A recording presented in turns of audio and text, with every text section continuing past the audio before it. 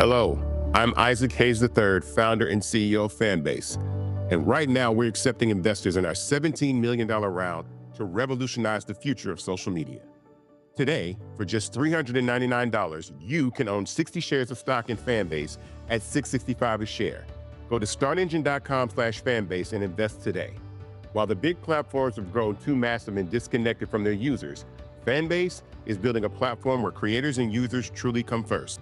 We've already raised $8.6 million from everyday investors who believe in this vision, and now you can join them. This is your chance to invest in a social media tech company with over 1 million users that is disrupting media by allowing anyone to reach all of their following and monetize their content from day one. The market is changing, big platforms are failing to serve their users, and Fanbase is stepping up to fill the gap. Don't wait until it's too late. Invest now. Invest for yourself and your future. Go to startengine.com/fanbase and own the future of social media.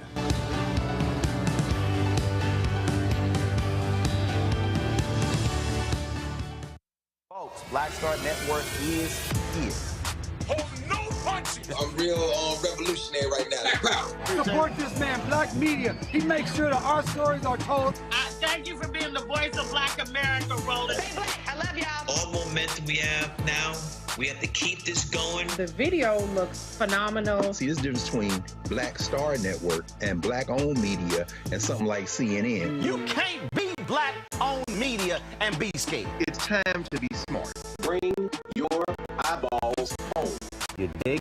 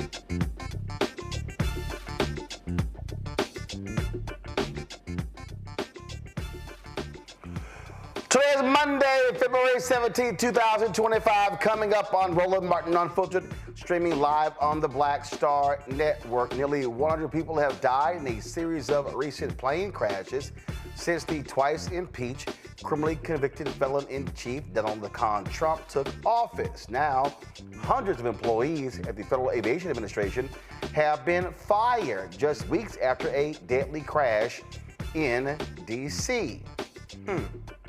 In tonight's FAFO, a federal wildlife worker in Louisiana is expressing concerns about layoffs while an executive order is causing utility bills in Alabama to increase by hundreds of dollars.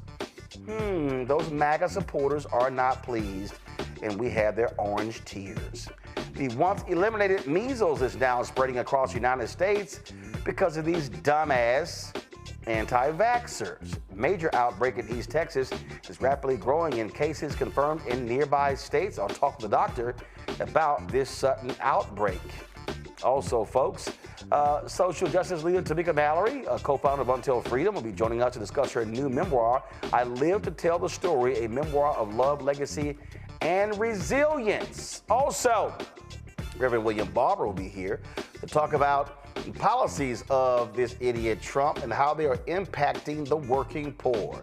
It is time to bring the funk on Roland Martin Unfiltered on the Black Star Network. Let's go. He's got it. Whatever the miss, he's on it.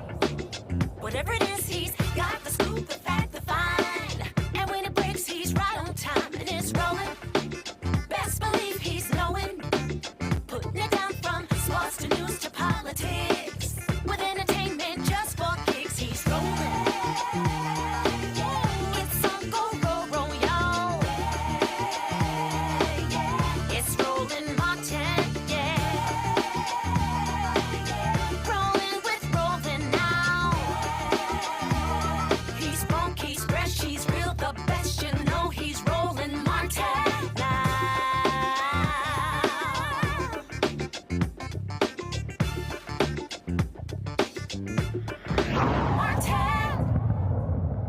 We truly have idiots who are in control of the federal government. That's right, Elon Musk and his dumb Doge workers are creating all sorts of havoc, firing people left and right, even though they don't even bother to research what they actually do. They're just, what the hell? We're just gonna fire people. Now, more than 400 support staff employees at the Federal Aviation Administration, they've been fired. That's right, fired. You know, the people who handle critical behind-the-scenes work, you know, like maintenance, environmental safety, as well as aeronautical information. Yep, the kind of jobs you don't always see, but who are absolutely essential to keeping planes moving safely in the U.S. airspace. Now, here's where it gets even more concerning. These terminations come just weeks after a tragic mid-air collision in Washington, D.C. that killed 67 people. Yep, and guess what happened today? A flight from Minneapolis to Canada, guess what? Serious winds, it then flips over and 80 people word came out. Now, you've had some also private aircraft that have been involved in air crashes as well. Now, these idiots at DOGE, their mission is to so-called streamline federal agencies and reduce workforce costs. And this round of firings is part of those cost-cutting measures. Let's be clear. Air traffic controllers themselves weren't affected. They're protected under a different union, but trust me, they're coming after them. These union leaders say these support staff losses could still seriously impact aviation safety. David Spiro, who leads the union representing these workers, said that those emails started rolling in late Friday night and kept coming. And here's the part that hits home. They weren't just numbers on a spreadsheet. These were people, real people, people like us who work hard to build careers and provide for their families. And many of them had just been hired or promoted within the last year. The National Air Traffic Control Association, they're still assessing the potential risk, but with air travel at an all-time high, there's a lot of concern that these cuts could put even more pressure on the system. But it's not just the FAA. Do y'all realize that these dumbasses actually fired personnel that oversaw the nation's nuclear arsenal. Who thought that was a good idea? More than 300 workers this weekend were fired. Then the dumbasses in the Trump White House like, yeah, we might need them. So then they started trying to call them, couldn't reach some of them, to rehire them. Y'all, this is the people with some of the most sensitive jobs in the federal government who oversee the nuclear arsenal. But the so-called rocket scientists working with Elon Musk, they were just like, yeah, whatever. We'll just sit on a spreadsheet. We're just going to slash people. Do y'all see what's happening? Agency after agency. And then they're claiming, oh, we're saving $6 billion a year. They can't quantify it. Then they keep saying tax savings. Actually, it's not tax savings because it's money that's already being allocated, being budgeted. Then they're saying that, yeah, this is going to make us more efficient, but you don't know what they actually did, and you don't know the down-the-line impact and who they're actually hurting. The idiots, they're just doing whatever they want to. And guess what? Look at the polling data. America's like, oh, yeah, we like what they're doing until it impacts you. 67 died in that plane crash at DCA. What happens when you have the next plane crash? The next one. And then train derailment. Then what happens when they're getting rid of the safety folks when it comes to cars? Then what happens when it comes to our water, our food? They're whacking the people in the CDC who track things like bird flu. Okay, so then what happens next? This is what these fools voted for. And later we're going to show you how some of these people who voted are now crying. In fact, the Wall Street Journal did a big story, and these were, I thought they were only going to do that stuff. What they weren't going to do over here, they told you they were going to do all of it. And see, this is the other thing that really gets me.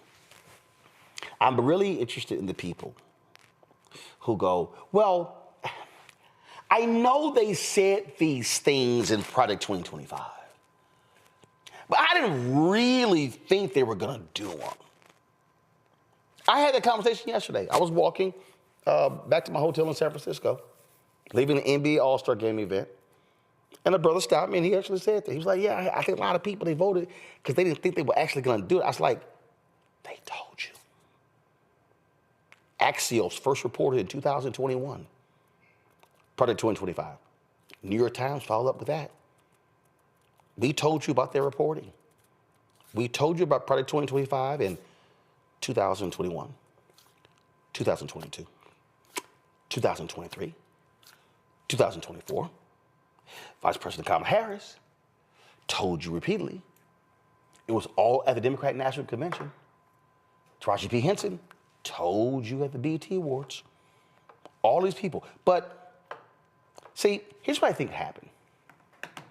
This happens all the time. It's not my backyard. I want them to cut that. Ooh, but not this here. Don't cut this here. In fact, that was a tweet I saw. Alaska Senator Lisa Murkowski. She actually, in reference to Russell Vought being confirmed, she talked about how it was important to bring trauma to the federal workers. She was defending her vote for Russell Vought. Yet when they started slashing cuts, including 100 Native Americans in Alaska, all of a sudden, Lisa Murkowski is shot. These are critical jobs. You got Katie Britt, senator in Alabama. Oh, when they start slashing those dollars for research hospitals, they forgot those universities are in their states. I can go on and on and on, all around the country. All of these red state senators. In fact, oh my God, I saw a tweet on the plane flying back home today. I saw a tweet from Senator John Kennedy of Louisiana, the same fool who voted for RFK, the same fool who likely is going to vote for Kash Patel, decrying the firing of probationary FBI agents and talking about how this is important to Louisiana. But y'all voted for the people who are doing the cuts, and y'all actually have oversight, and y'all won't actually even call a committee hearing and demand Elon and his team come there to address it. It's all because you are deathly afraid of the dictator Donald Trump. See, here's what I think what's going to have to happen. And it's hard because a lot of black people are going to get hurt. 1 in 5 federal workers are African Americans. And I told you MAGA's effort to defund black America. I think the only way we confront this is we're going to have total destruction. Now, I know somebody watching me right now is like, damn, bro, do we have to go that far? Yeah. I think the only way we deal with this is if these MAGA right-wing nutcases lose everything. That means farmers, you're going to have to file for bankruptcy. Because the billions you lost from USAID in Kansas and Texas, that means Georgia farmers, you're going to have to go belly up. Oh, yeah. That means that all y'all white folks in West Virginia, in Arkansas, and South Carolina, and Mississippi, who depend on those SNAP benefits, you're going to have to go hungry. Oh, yeah. All of these places. Oh, NASA in Houston, NASA in Alabama, SpaceX going to replace all y'all. Then all of a sudden, Republicans in Texas and Alabama going to be like, wait. Don't, wait, what are you doing? I mean, don't, those cuts, yeah, because those are jobs. And guess what happens? Those people have homes. Look what's happening in Washington, D.C. in the last 60 days. More than 5,000 homes have been put on the market. Those are federal workers.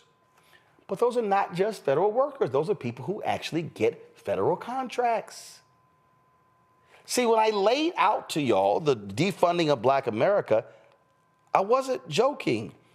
It was the people who received federal contracts. And then it's going to trickle down state contracts, county contracts, city contracts, school district contracts. We're talking billions of dollars. People who have kids in school, who are in college, people who are in their late 40s and 50s, who still have another 20 to 25 years of work in them, they've got no place to go. So what then happens? I'm telling y'all right now, the only way these MAGA people and these independent voters, and let me also say it, the 90 million people who sat their asses at home and did not participate in the election, the only way we're going to get their attention is going to have to be total destruction. They're going to have to lose everything. They're going to have to lose their farms, their businesses, the money they get. When the Republicans start trying to pass a bill for their $4.5 trillion tax cut, you know what they're targeting? Food programs, health programs. So you're going to start seeing individuals who have surgeries planned for 6 months late from now, trying to get them done the next month. That stuff's going to get cut. I know. And see, right now, it's just like really, really, really small stuff. But I'm telling you, it's going to get worse.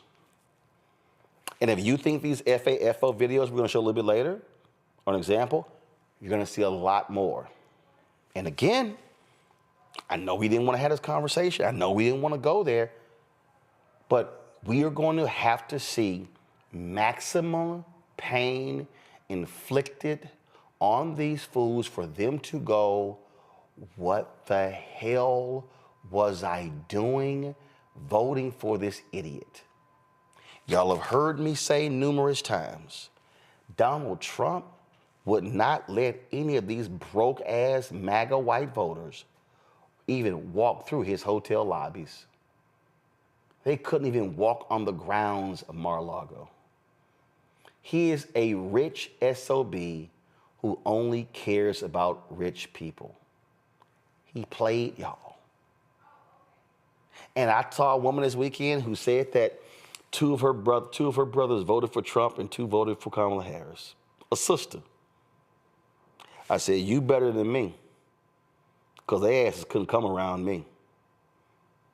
And some of y'all brothers who actually thought Trump was going to be putting money in y'all pockets, y'all are in for a rude ass awakening. So when Republicans talk about woke, let me just go ahead and say this. Whole lot of y'all about to be woken up. Whole lot of y'all are about to be real awake. Because see, your stomach's going to be growling and your ass won't be able to go to sleep. You're going to be awake. A lot of y'all, that healthcare gets snatched. Oh, yeah. You're going to be sitting at home in pain and you're going to be wide awake. And then y'all going to be sitting there going, well, somebody, please, somebody stand up for me. And the Republicans who y'all voted for, the House and the Senate, they so scared of Trump, they ain't going to say nothing.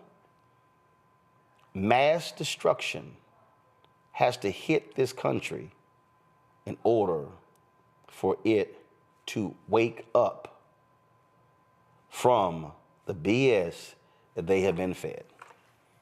Killer Bethesda, communication strategist, joining us out of Washington, D.C. Also, Dr. Amakongo Debinga Sr., professorial lecturer, School of International Service, American University, author of Lies About Black People, How to Combat Racist Stereotypes and Why It Matters. Renita Shannon, former Georgia State Representative, joining us from Atlanta. Glad to have all three of you here.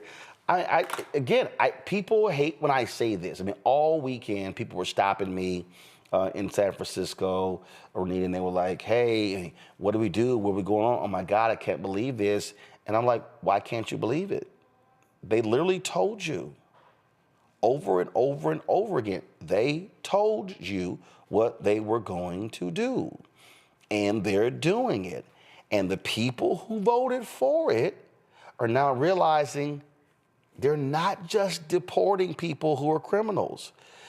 That's the thing that just really cracks me up. I mean, you're there in Georgia.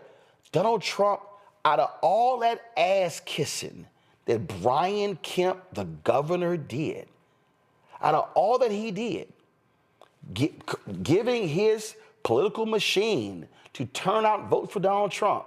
And what did the con man do? Yeah, we're not going to extend hurricane relief to Georgia. Thank you very much for your votes. Now y'all can kiss my ass.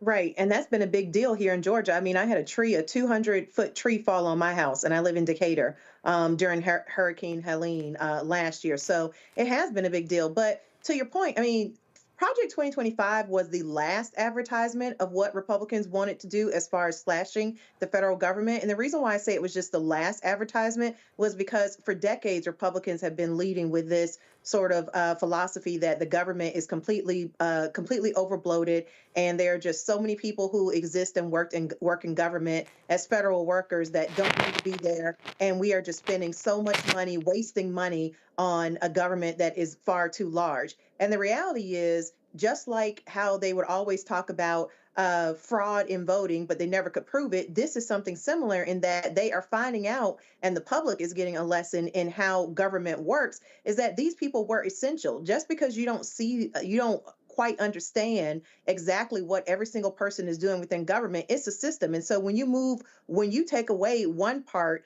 of the system, it affects the other parts of the systems, and that has real life ramifications for everyday folks. And so unfortunately, we don't teach civics in this country. A lot of people don't understand what the point of having certain government agencies is. They don't understand what the point of having certain functions of government are really for, but a lot of it goes to health and safety of the general public. And so at the same time that the general public is learning what government does when you see services being taken away, it seems like the president is also learning it, because many things that he's done, as you mentioned, he's had to rescind. Feel easy to have this sort of broad, non-specific criticism of government. The government is just too big. It's too unwieldy. Okay. But then when you start, okay, what actually happens? What are those critical jobs? Again, I love the people in red states who complain about federal spending. Government's too large. Hurricane hits, tornado hits, flash floods hit, natural disasters, wildfires, mudslides. And it's amazing how the most libertarian, we spend too much, government's too big people. Where's the government? Where's the president? Where was Biden? Where is Harris? Why are they helping us? Well, hold up. I thought y'all were all about your own. I thought government was too big. Now, all of a sudden, now you begging for God. I'll say it again. Folk are going to hate things until they need it. Yeah, that's sad, man. That's the truth. And I feel like I'm a little bit concerned, though, because I feel what you're saying, but I'm hoping that there can be a break before people lose everything, because once they lose everything, that's just going to lead towards some type of violent outburst towards our own communities. And so I'm hoping that in some way, shape, or form, there can be like a pre-lose everything moment where people say, yo, I got to vote for the Democrat. I got to do something. Because you see all of these town hall meetings. No, I'm a Congo. I'm a Congo. No, I hear your point, and I know it's what we want, but it can't be a little pain. Can't be. I mean, I'm serious. People, I use this example about a drug addict. You can sit here and warn your cousin, warn your uncle, warn your brother, warn your sister, and they're gonna keep doing it. Like, yo, you're gonna go to jail. Boom, this gonna happen. And you keep wanting, you save them. You try to help them out, and then you have to reach a point where you say, you're gonna have to go to prison. I've tried everything I could to prevent that from happening. I don't want harm coming to you, but you are so hard-headed that you're gonna have to hit absolute rock bottom for this to happen. And again, we're all impacted, but this is where you gotta say, tariffs, go right ahead. Since all you dumbasses believe this fool who said, no, we can make money from tariffs. Okay, knock yourself out. Okay, since y'all think we can just whack 1 million federal workers and it won't mean a thing, okay, go right ahead. America has to hit rock bottom to realize they have been played, they've been in a cult, they fell for the okie doke and the banana in the tailpipe, and then this is where they say, now do you want to listen to us? Because we told you that fool was a con man, a con artist, and his party backed a con artist. Are you now listening to us? I hear you, and I hope that is indeed the case, right? That people will start listening. I was watching your broadcast from last week with Nola, and she was talking about being in a meeting all day and how it just kept pressing in her mind that some of these guys do just want to watch the world burn, but these are the guys who are at the top, who are more well-to-do. The folks at the bottom got to realize that they're going to burn with us if they don't get it together. And really, at the end of the day, I hope that when they hit that rock bottom, that they do understand that there is a group of people, there's party, who they've been called, woke and leftists and Marxists and all of that socialist stuff. All of the policies they're fighting for are the policies you're losing right now. I remember you played that farmer last week who was fighting. He was like, I voted for Trump, blah, blah, blah.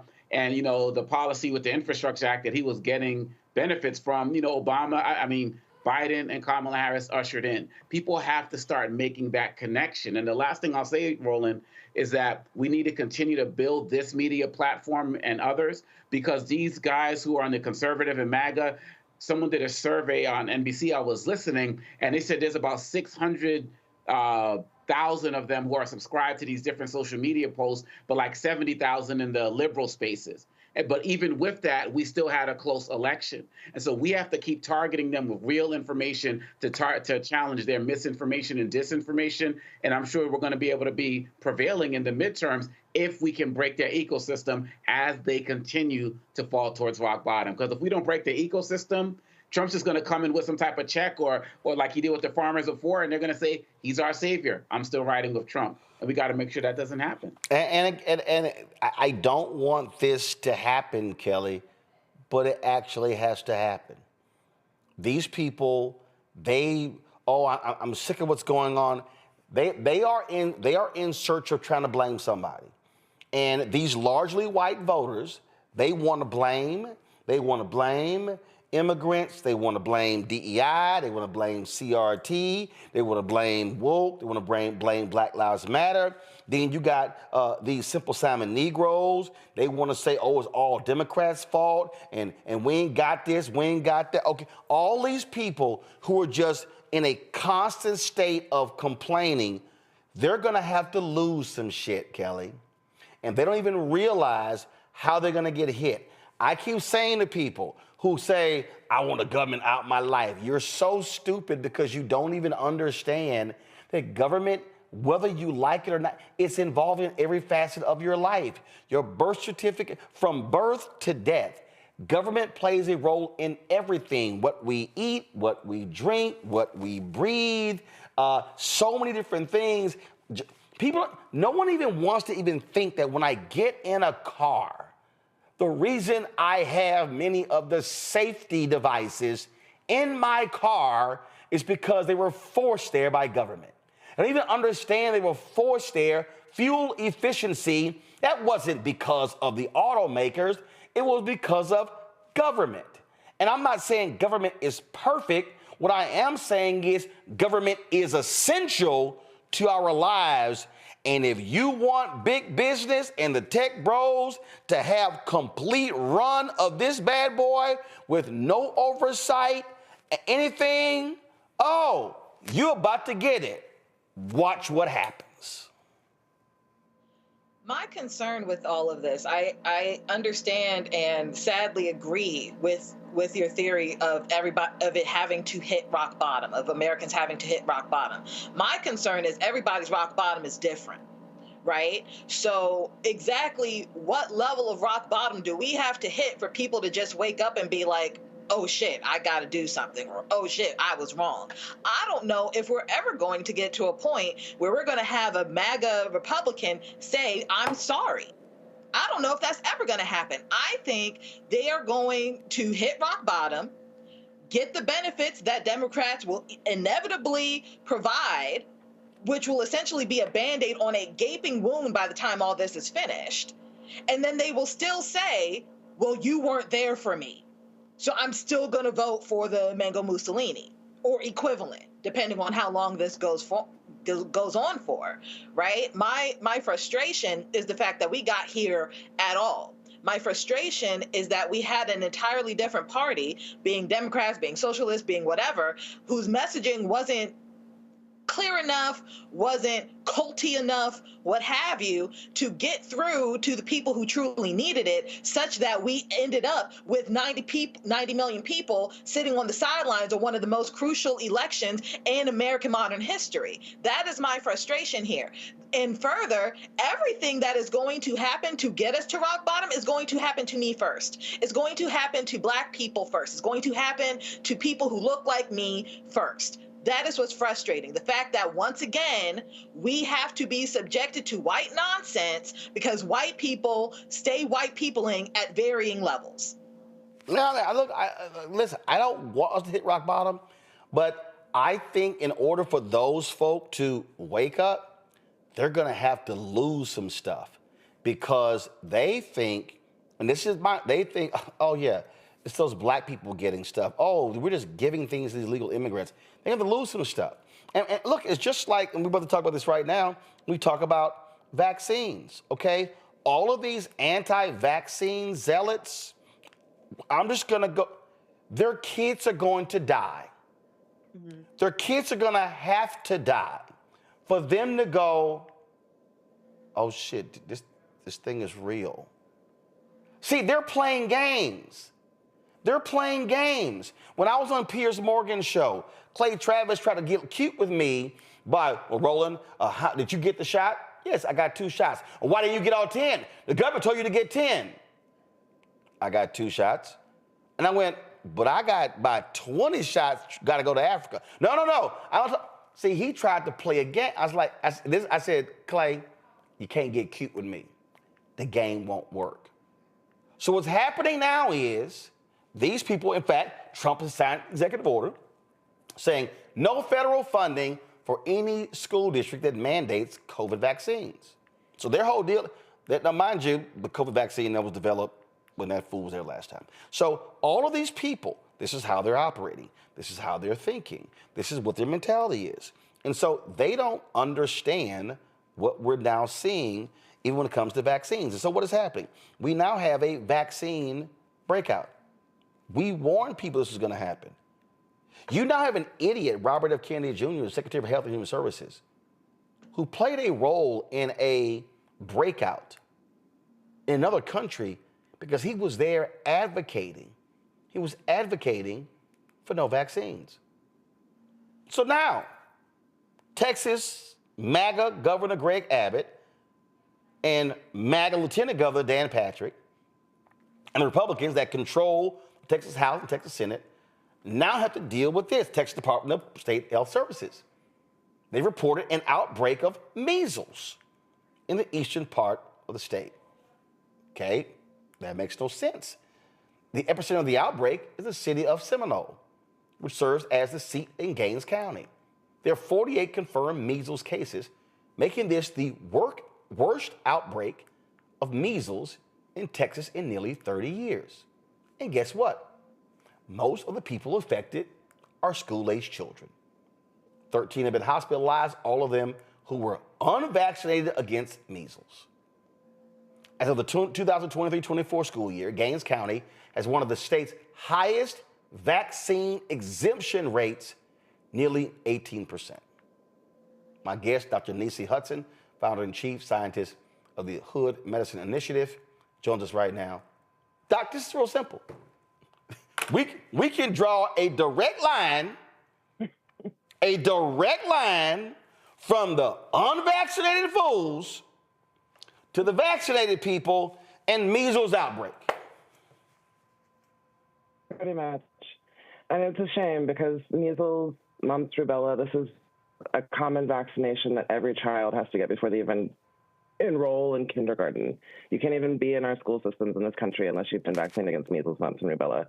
And these exemptions have been popping up ever since, really before the pandemic. I mean, there's been a lot of anti-vaxxer sentiment, as we've heard from Dr. Peter Hotez and others.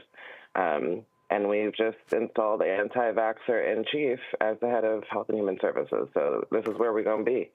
Yeah, and I just want every parent, grandparent, great-grandparent, aunt, uncle, cousin, nephew watching to understand that you better be prepared for what is about to happen, because these anti-vaccine people, these anti-vaxxers, are now emboldened.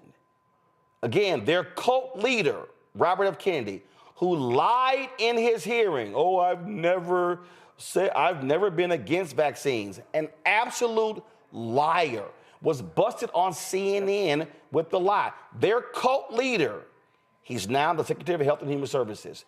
Their other cult leader is the one who appointed him. And so, let me just say it. Remember, I just talked about hitting rock bottom.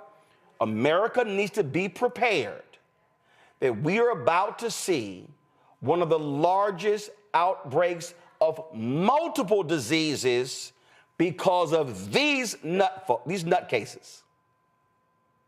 Wait, we're already seeing that. Like, thus far, we've got this outbreak in Texas, but we also have tuberculosis brewing in Kansas, and we had a measles outbreak in Chicago last year. So this is just going to continue, unfortunately. And since we're talking about RFK, remember that he also ties vaccines to a widely already debunked for decades myth that autism is caused by vaccines.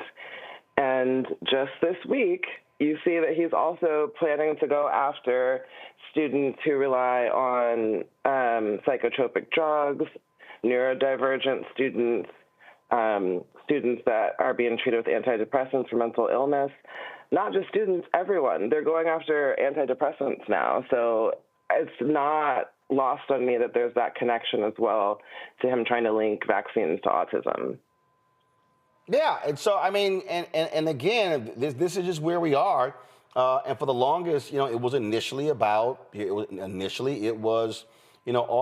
but now it's now extending to a host of things. And again, we just need to be prepared for it. So if you're a parent, if you're out, what do you do? If you're getting your child vaccinated, what do you do? Because you don't necessarily know they are sitting in a classroom with a kid who's not vaccinated. Well, let me say something about, this is the wonder of vaccines. They protect the herd. They protect the vulnerable. That's supposed to be their function. And we talked about herd immunity a lot when, you know, the pandemic first started. And the whole point of it is to keep a certain percentage of the population vaccinated so that they protect everyone who's maybe not or maybe can't be, right? But like you said, with these rates of exemptions getting up to 18% in some counties, that skews that balance. And so outbreaks are able to happen whenever people come around. Now, let me say for measles, mumps, and rubella, but particularly for measles, anyone who's been vaccinated against that and has had their full course, first dose is typically given to babies around 12 to 15 months, and the second is usually 4 to 6 years old. So if you've had those, you're good for the most part. Now, if you're not vaccinated with measles in particular, highly contagious. This is why it's doubled in a matter of days. And really, they're estimating it could be up to 200 to 300 people in West Texas infected that just haven't been tested, right? And so when we talk about, that contagious factor, it's super high with measles. If you're not vaccinated, there's a 90% chance that you're going to get it if you are in a room with someone who has it. Wow. And if someone sneezes with measles in a room and you enter that room 2 hours later, you could still get it if you're unvaccinated. It's highly contagious. Highly, highly, highly contagious, especially in children. That's all they do. They're germ buckets. That's all they do is sneeze and cough and spit on each other. So that's the danger. But for those who have been vaccinated, that's the point of doing it, so your child is protected. But I will note that in this particular case, this is in Texas in particular, it's a very, I wouldn't say contained. I mean, obviously it's still growing, but this started in a small Mennonite community that's in a rural area, and it's spread to some other rural areas. It's in New Mexico now. But I guess thankfully at this point, a lot of those children are not in the general urban population. So there's a chance for containment, let's say, and hopefully a lot of those other children have been vaccinated. But just want to make that note so that people don't think it's like running too rampant. Look, it's just something that we have to understand and be prepared for. Unfortunately, the guardrails are off. I mean, we literally are about to be in when it comes to health, when it comes to our food, when it comes to the environment, when it comes to water. We are about to be in for a free-for-all because their philosophy is just take all regulation, take everything away.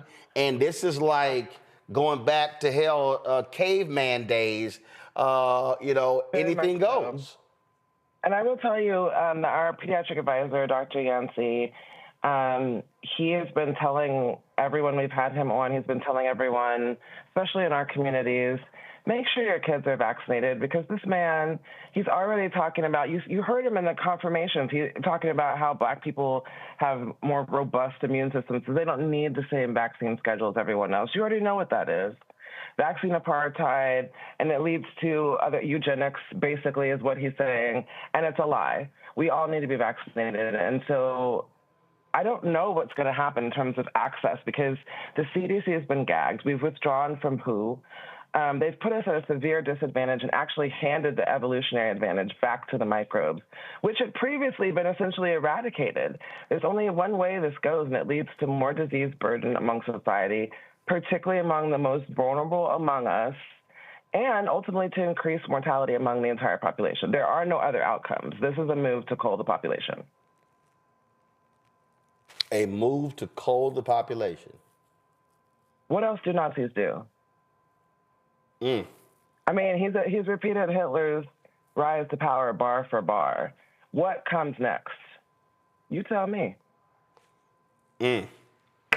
People need to understand that what has been unleashed. I said this on ABC in 2017. I said the Republican Party has allowed evil to enter their party. It is now going to consume them. That evil is now going to consume this country. The thing that they don't understand about evil is that it's indiscriminate. Everything that the light touches is its kingdom. You let it out, that's a wrap. White people seem to think, and they're learning, sounds like they're learning if you look at TikTok, but they seem to think that they could just throw piranhas in the pool and they only gonna eat us. That's crazy. That was this story here. I'm gonna pull it up. Give me a second. I saw this in Politico, and it was really quite fascinating. And the headline says, he spent years watching Silicon Valley take companies apart. Here's a warning for DC. A tech insider speaks about Elon Musk's playbook for Doge. And then when you go into the story, it was Derek Robertson is the reporter. And he talked to Rohit Krishnan, a Bay Area-based engineer, economist, and venture capitalist. And this is what I found to be interesting, what he said. He said, the reporter writes, America's global dominant digital platforms were built by aggressive, engineering-driven culture that prizes disruption over stability. The investors and engineers behind it have long believed that given the chance, they could build a better government as well. What we have to understand, because the point that you made about the microbes, you said that we had it under control. When we talk about government offers stability. It's the stuff that people don't even understand. I say this all the time. We have the ability to drive down highways and go down roads and walk into stores and visit parks and do things, and we think nothing about how it was constructed, who did it, how it was built, what were the checks and balances, when we go to a park, for the longest, we thought that, you know what, guess what, our kids are playing on playground equipment, then we find out lead paint and things along those lines, that became a huge issue. And so we go through this world not thinking about any of these things because that was actually somebody in government's job to do. That was actually stability. And so these folks come in, and their deal is we're about to come in and clear this destructive path because we think it can be done better, and people have no idea what the destruction is going to end up doing. And in your space, literally decades of hard grinding work to beat these diseases and beat these things with science, and these folks are like, you know what? The hell with that. We're gonna come up with something new, and my 19-year-old engineer has an app that can do it better. The thing is like when they say better, they mean better. They just meant better for their bottom line. Boom. Not better for us. We just didn't hear it right. They didn't hear it right. It is going to be better for them, trust me. And particularly because a lot of these actions, as we've talked about, are going to lead to a lot of the undesirables, as they've classed us, perishing. These moves are death moves. We've cut off funding for farmers. We're going to deport the majority of the workforce that helps with food production. We're going to get rid of the regulators. We've got recalls upon recalls upon recalls already. Like I said, the CDC is gagged. Do we know about bird flu? I don't know. You know, and all of these disruptions are purposeful. They're not haphazard. They're not random. A lot of people have been talking about how Republicans are trying to sow chaos and fear, and they are. But their moves are tactical. They're not chaotic. They're not random. They're not even stupid. They're very clever. As we can see, they've taken over everything, and we let them. Indeed, indeed. Doc, I appreciate it. Dr. Hudson, thank you so very much. And again, folks just got to prepare themselves for the worst outcomes, because that's the only way we can be thinking right now. Yeah. Appreciate it. Thanks a lot. Thank you. You know, on that point there, again, I'm reading this article here on Congo, and it's really interesting because they say in this piece that the question was asked, many people have wished for decades that someone would run the government more like a business. Is this what they meant, or are Elon Musk and his group of 25-year-old coders doing something different? And what he writes is the fundamental concept is just that you throw them at the problem, they gather as much data as possible about where the money is going or who's doing what. Very simple, straightforward questions, arguably difficult answers, but straightforward questions. And then you use that information to create some sort of ranking, saying this is good, this is bad. Then you try to solve the bad. So the playbook in some sense is extremely simple. The difference here is that they're applying it to areas like the government, where maybe it has never been applied or it's really hard to apply because the downstream implications are extremely complex. It could cut off cancer research, or genomics departments are getting axed, or AIDS assistance elsewhere in the world. And that's the whole point there. When Republicans, Trump, MAGA goes, yeah, you know what, we're not going to fund PEPFAR. PEPFAR actually played a huge role in slowing down and impacting HIV/AIDS across the entire continent of Africa. It is arguably the greatest legacy of President George W. Bush. And this is something that if there's any moment where you want somebody to say something, this is where you would want former President George W. Bush to come out publicly and like, what the fuck are y'all doing? You have no clue what you're doing. But too many people are remaining silent. And these folks, and as we talked about last week, the head of the UN AIDS agency says that the decision to cut off this funding could add 6.7 million new AIDS cases, deaths in the next 10 years. This is life and death. 71-year-old woman in a refugee camp in Thailand from Myanmar died because when the money was frozen, the USAID money, that paid for the oxygen at the hospital she was going to. So a person sitting here, again, some 22-year-old coder, knows nothing about the downstream impacts. And what people don't understand, all these people, like all these people who keep yelling, deport people back, stop spending money abroad, don't even realize that a lot of the money that we're spending abroad actually keeps people in their countries. It plays a role in stabilizing other governments. It's just nonsensical how some of these people are thinking.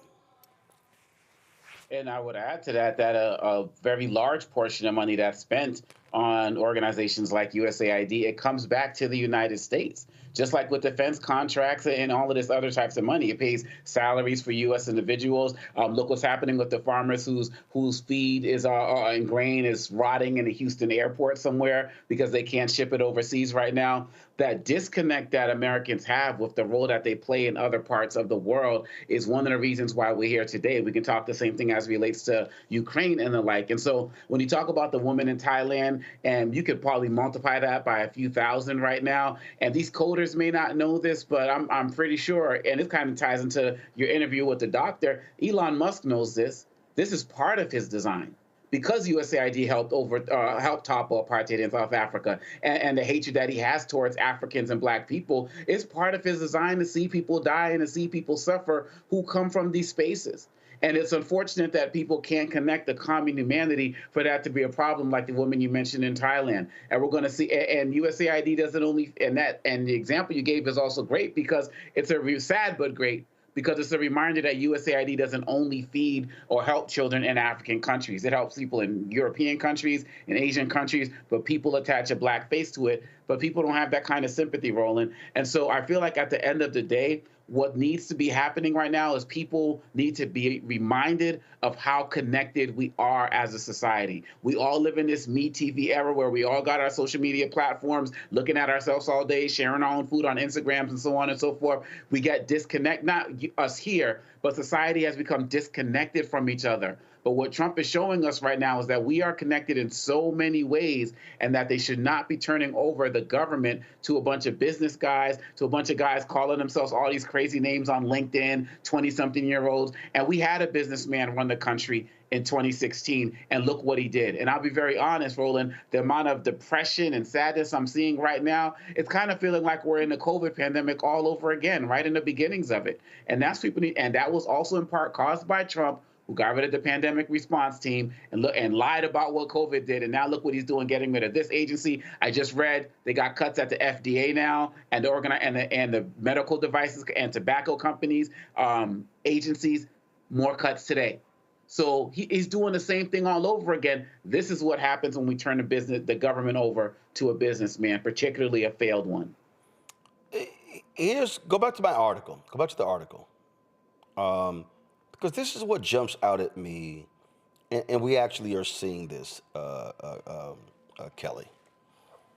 Said most of Washington was expecting them to not really be able to accomplish anything. In a sense, they're both right, because I don't think they've accomplished a whole lot in a practical sense. They've cut funds that aren't going to make a dent in the federal budget, but on the other hand, they have also entirely disrupted the way most people think government should work. It's not a technical victory, but a cultural victory, which is a very weird thing to get out of a bunch of technocrats who are sitting in Washington, and it's only been 3 weeks. And I think he's right. Kelly, when they claim these savings, they can't back it up.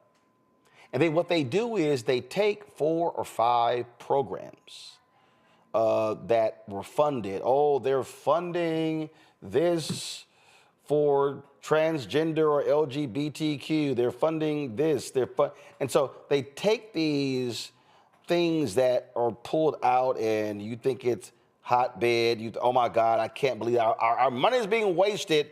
And that was $2.8 million or $1.6 million or whatever. And people go, see, there you go. But they quantify nothing. They back it up with nothing. They have nothing so it comes across as just, cut just to cut, disrupt just to disrupt, and then let's just keep people just on their heels, and we're just going to overwhelm them with how we move. But they're actually not making any real gains. They're disrupting hiring processes and things along those lines without any care of what will happen in 3, 6 months, 9 months, or a year. Again, I go back to my frustration about the fact that this is happening because people voted for it. Yep. This is happening because people voted for it. This is happening because we screamed. I mean, we being people on this show, and people like us on other shows and other networks and other platforms have been screaming at the top of our lungs for damn near 8 years. This man ain't shit. Like, I can't get that part out of my head. The fact that we have been the canaries in the mine for almost a decade, and people still didn't listen. And we are now in a situation where everybody's about to find out because a couple people fucked around. That is what is bothering me about this entire thing. The fact that this is going to impact so many more people than the people who voted for it, right? I mean, I believe you said on your show a couple days ago regarding COBOL and how these babies don't even know the COBOL system regarding Social Security numbers and thinking people are getting Social Security from 150 years ago. Social Security didn't exist 150 years ago. What are you talking about? This is how the codes are run for people who don't have any Social Security in the system yet. You would know that if you were a government worker. You would know that if you were actually doing a job. Like, no, you just have a sledgehammer to every goddamn thing, and you're slicing everything except the things that matter. We're not talking about the defense budget. We're not talking about sending weapons of mass destruction to people who don't need any more weapons of mass destruction. We're not talking about these buyouts and bailouts of major companies and corporations that didn't need it during the recession. They don't need it now. They certainly didn't need it during COVID, but that's where all this money is about to go to, because we're about to fund an oligarchy instead of a democracy. Like, I am frustrated.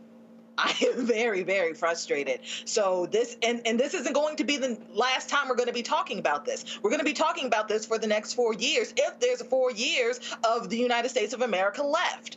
But this is why, Renita, what I've said to union leaders, to Democratic leaders, that you can't, the lead argument can't be that these are attacks on federal workers, because whether we're talking about federal workers, Georgia state workers, Fulton County workers, City of Atlanta workers, people just automatically, oh, the hell with them. We can get rid of half of those people. They mean nothing.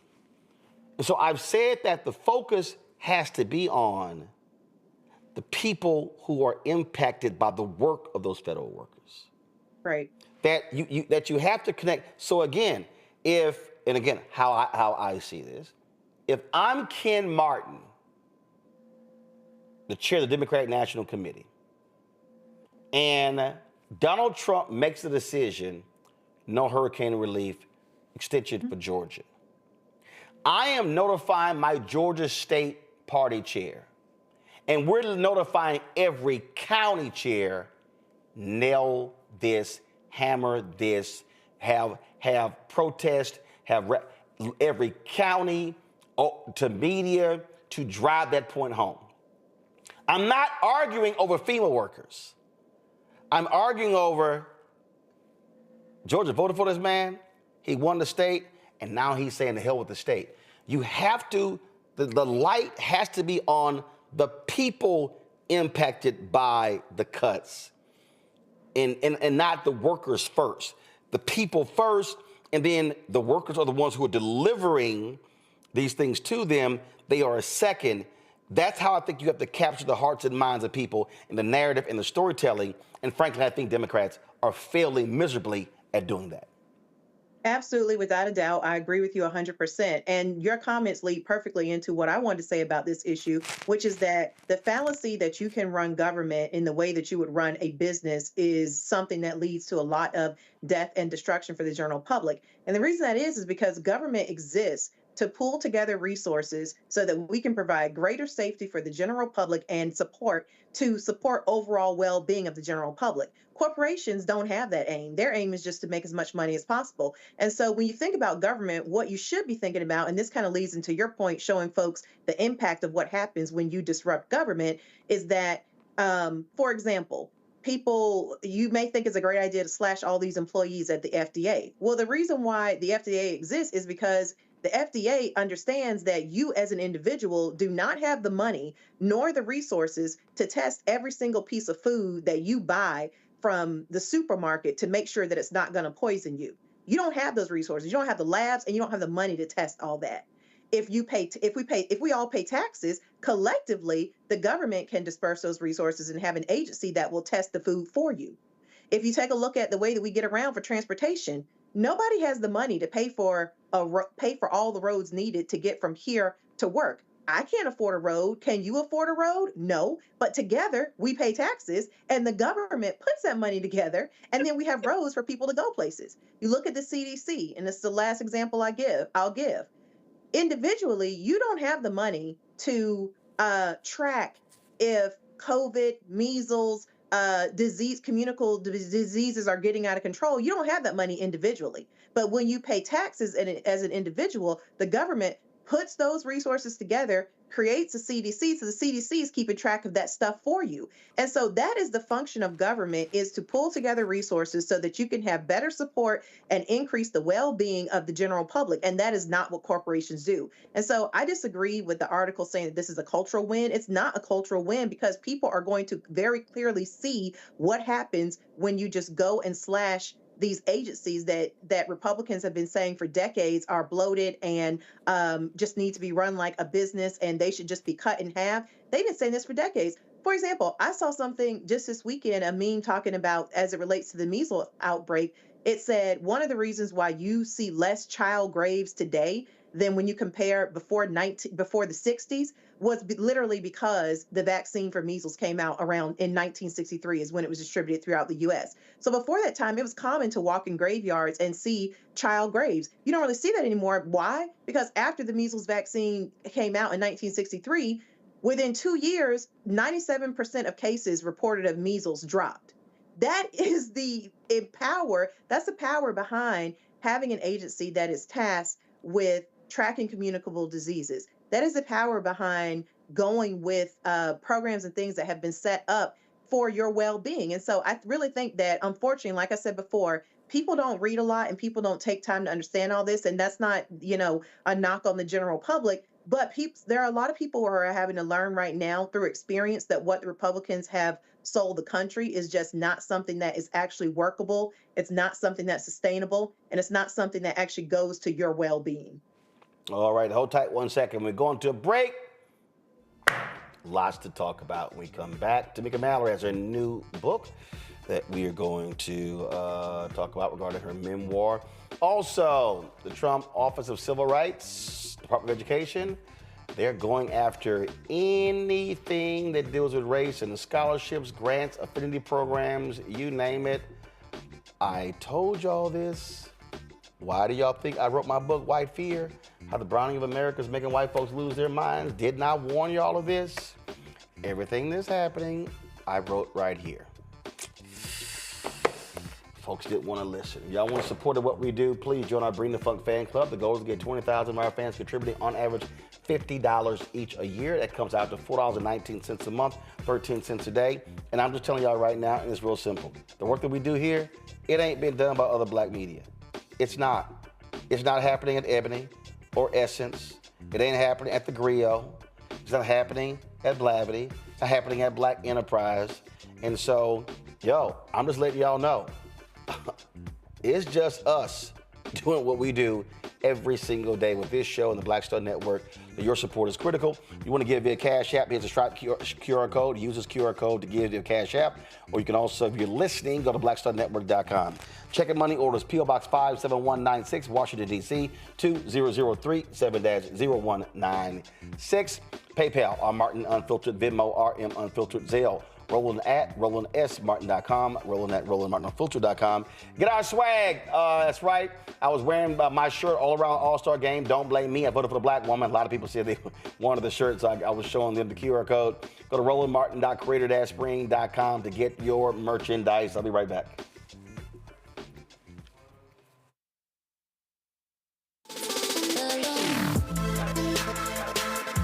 Hey y'all, welcome to The Other Side of Change, only on the Black Star Network and hosted by myself, Bria Baker, and my good sis, Jamira Burley. We are just two millennial women tackling everything at the intersection of politics, gender, and pop culture.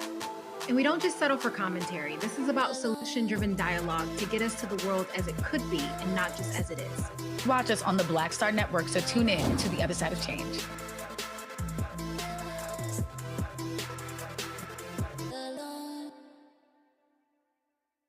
What's up, y'all? Look, Fanbase is more than a platform. It's a movement to empower creators, offering a unique opportunity for everyday people to invest in Black-owned tech, infrastructure, and help shape the future of social media. Investing in technology is essential for creating long-term wealth and influence in the digital age. The Black community must not only consume tech, we must own it. Discover how equity crowdfunding can serve as a powerful tool for funding Black businesses, allowing entrepreneurs to raise capital directly through their community through the Jobs Act.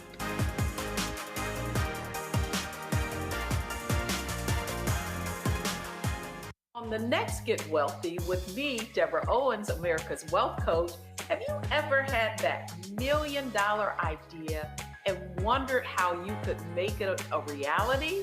On the next Get Wealthy, you're going to meet Liska Askalise, the inventress, someone who made her own idea a reality and now is showing others how they can do it too. Positive, focusing in on the thing that you want to do, writing it down, and not speaking to naysayers or anybody about your product until you've taken some steps to at least execute. Liska Askalise on the next Get Wealthy, right here, only on Black Star Network. Hey, what's up? It's Tammy Roman. Hey, it's John Murray, the executive producer of the new Sherry Shepherd Talk Show. It's me, Sherry Shepherd, and you know what you're watching, Roland Martin Unfiltered.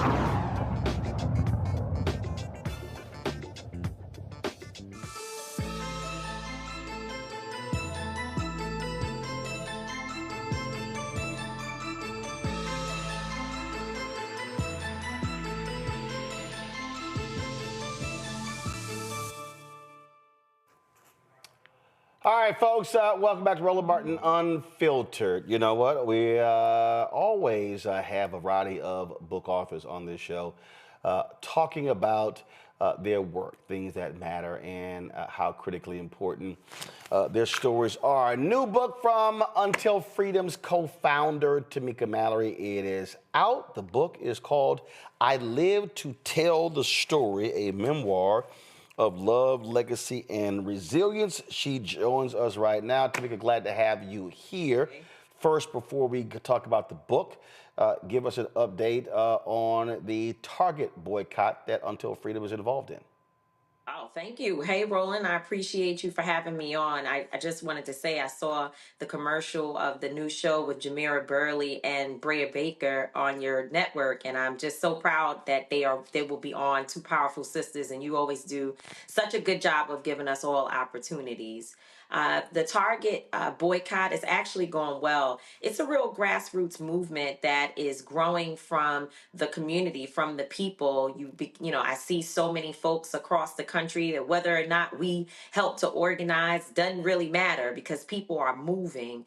We now have about 60,000 people who are signed up on targetfast.org, which is for the fast that begins with just the clergy community, the faith community, if you will, during the time of Lent, which is beginning on March 5th.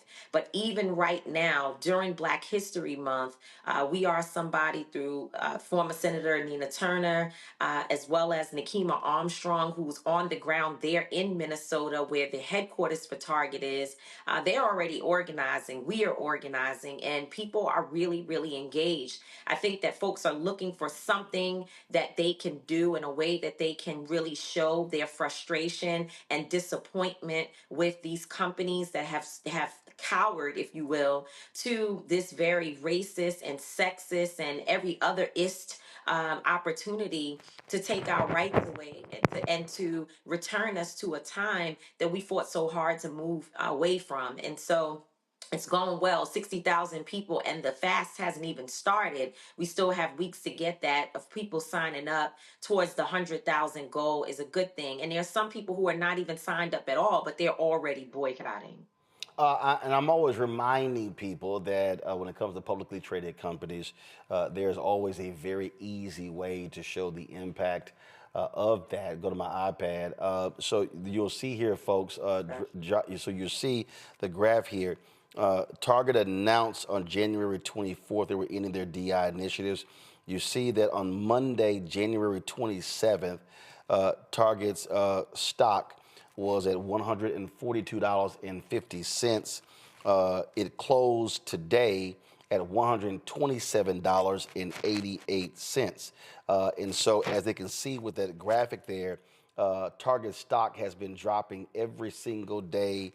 There was a couple slight upticks, but basically it's been on a downward spiral for the past 3 weeks. Yeah, absolutely. It's on a decline. We've been watching that. And some people say, well, how do we know that we have anything to do with it? Perhaps it has nothing to do with this movement. And that's a way for folks to sort of whataboutism us out of being focused on one company and one goal together. Actually, I have an answer for them. It's very simple. There are 5 major big box retailers in America: Walmart, Target, Lowe's, Home Depot, Costco. Those 5, Amazon actually is number 6, the largest retailer. I take them out because they're digital. Of those 5 big box retailers, 4 of them, their stock has gone up. Only one the stock has gone down. That's Target. And that's Target. And people are using the $1.8 trillion in spending to say that we're not happy about what's happened here. And some folks said to me, well, why don't we focus on this company and that company? And, what about this and what about that? And there are all of those things absolutely need to be addressed. And by the way, again, from a grassroots perspective, people are boycotting more than one company at one time. But we want to be able to really focus and show the impact that we have. I have Black women who are reaching out to me, as I said, outside of the 60,000 people who are signed up to be a part of the Lent fast. There are people who are contacting me every day saying, I feel sick to my stomach when I walked inside a Target. I tried to go back. I don't want to do it. And I was reading an article just the other day yesterday actually, the daughters of one of the original founders of Target said that they are upset that this has happened as well. They think that Target moved too quick to change their policies. They believe that their father would have wanted the company to stick by their morals and values. And so this movement is growing. They have even said that Target, and when I say they, I'm talking about Target, they have even discontinued the program that would have helped Black employees to increase and to grow in their careers. I mean, this is something that, we can't look away from. Folks have decided or had decided that Target was their happy place. This is where people felt safe, and they don't anymore. And so we're just responding to a need that's coming from the people. Indeed. Let's get to your book. You said, I live to tell the story. I live to tell the story means that you face some issues. Well, you know about them because you've been here either helping to counsel me through many of the issues that I faced.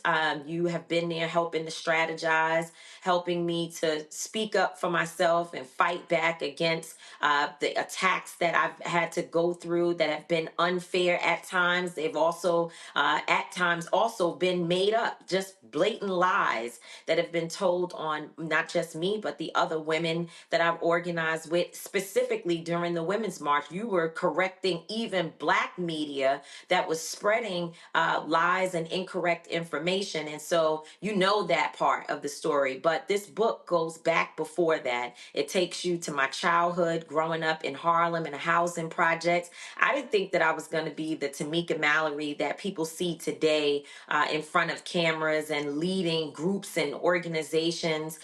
There was no storyline that said a girl growing up in Harlem in the projects would be that. But I have actually made something of myself. And, you and others have been along the journey with me. And there have been some things in between. My teenage years are outlined in this book. I talk about the bad decisions that I made, places and spaces that I shouldn't have been in, and being disobedient to my parents, and how that created some trauma that I carried with me for a long time, because in those places, instances, there was sexual assault, there was heartbreak, there was betrayal, a lot of things that I exposed myself to just because I was moving too fast. So I'm hoping that some young woman will look at my story and say, you know what, perhaps I need to change course and do something different with my life.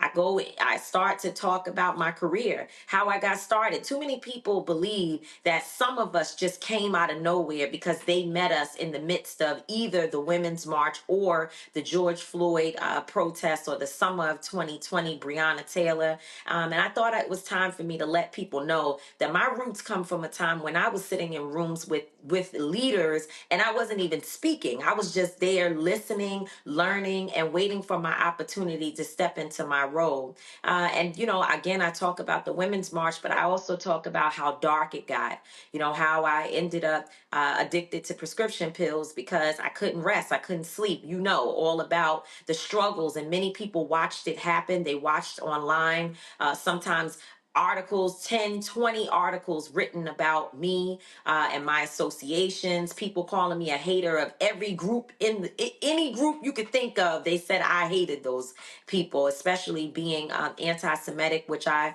vehemently deny, disagree with, and have done a lot of work to figure out, you know, how to work closer with communities that may not understand me. And so I outline all of that. But the best part is that when you get towards the end of the book, you start to see that no matter what the challenges have been, I have been resilient. I have continued to persevere. And here I am sitting here today thinking that I was finished at one point. And in fact, the story is just beginning. I'm at a whole new chapter in my life.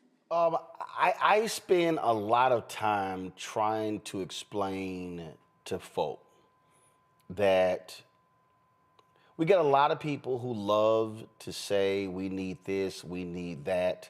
What's black leadership doing? Where are they going? Here are the folks who are leading protests, who are organizing things, organizing boycotts. But those very same people get to move on with their lives. They don't think about the toll on individuals. Reverend Jackson often said there's no 401k plan when it comes to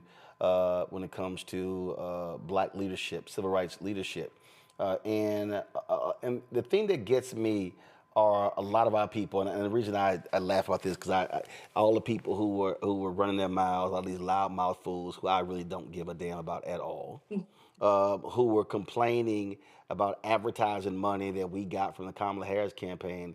My response was, so you want us to cover the news but not run ads, but you don't say nothing about the white media that actually gets political advertising. And that's the thing, and so that's one thing that just drives me crazy, that people don't understand that there is a real toll, financial, mental, health, on families of people who are activists who are fighting on behalf of black people and others. Absolutely. You know the stories. I mean, I got down to the point that I had to call friends in 2019 and ask them to help me financially, which is something that I've never done. I've never reached out to a group of my friends to say, I'm in trouble. I had $400 in my bank account. And meanwhile, I just led 3 of the most successful marches in the nation's history, especially the one in 2017 of the Women's March. We had 6 million people to march around the world, which is the single most attended march in the history of the United States, with the participation of other countries and other places. And you know, here I am at this point doing all of this, going to white women's homes, just telling them the truth. I didn't change my messaging. I didn't change who I was. I went into their homes and I told them, hey, you know, here's the problems. Here's the bias. Here's your blind spots. Why didn't you fall out with your family before the election of Donald Trump that time in 2016? You should have been getting thrown out of the family occasions because you should have been speaking to the issues around racism and sexism and fascism at the kitchen table. And now here you come and you want to join a movement and really come into the movement. And in many ways, it is a danger to the safety of women of color color because anything we say, it hurts your feelings. And I literally was having those conversations, being paid to talk about that with white women who were on a trajectory to finding themselves and finding solutions together. And out of nowhere, I had no speaking engagements. Black Student Union college groups were saying that they couldn't have me at the school because whomever had endowments or donated to the school had called to say they didn't want me there. Everything was canceled. And it all happened because I decided to stand on principles, even while learning, understanding the challenges, but still standing on principles within our community and for our people. And so, yeah, that toll is great. But beyond that, even the work that we do, at one point in my life, especially at National Action Network, we were working literally around the clock. I would sleep sometimes on the couch in my office because things was just happening. You know the family, Sean Bell and Trent Benefield and Joe Guzman, Amadou Diallo, and the names go on and on. Of course, Eric Garner, all of these families, Trayvon Martin, that we supported, we worked around the clock. And there were times when tired is not a good word. That's not a sufficient word to describe how the toll that it took on my body, on my relationships, on my relationship with my son, which I also talk a lot about in this book, where he and I had many challenges because I wasn't home as much as I needed to be to give him the type of love and support that he needed. And so all of that is there. And it just like you, it is not just frustrating, but it pisses me off when I hear people who do primarily nothing except find ways to bring awareness to themselves and with a little side of community. So they do self mainly with a side of community, and then they have the audacity to challenge us. You do it. What's your plan? Let us follow you and tell us exactly what we're going to do. And the reason why they don't do it is because it's hard. It's difficult to deal with judgment. It's difficult to deal with attacks. It's difficult to raise money. And when you start trying to do that, to have a phone number so somebody can call to get some help, that's when the challenges come in, and it makes you just become an armchair person to talk, and you're really not engaged in anything other than benefiting yourself. Back to the point that you made about having $400 in your bank account.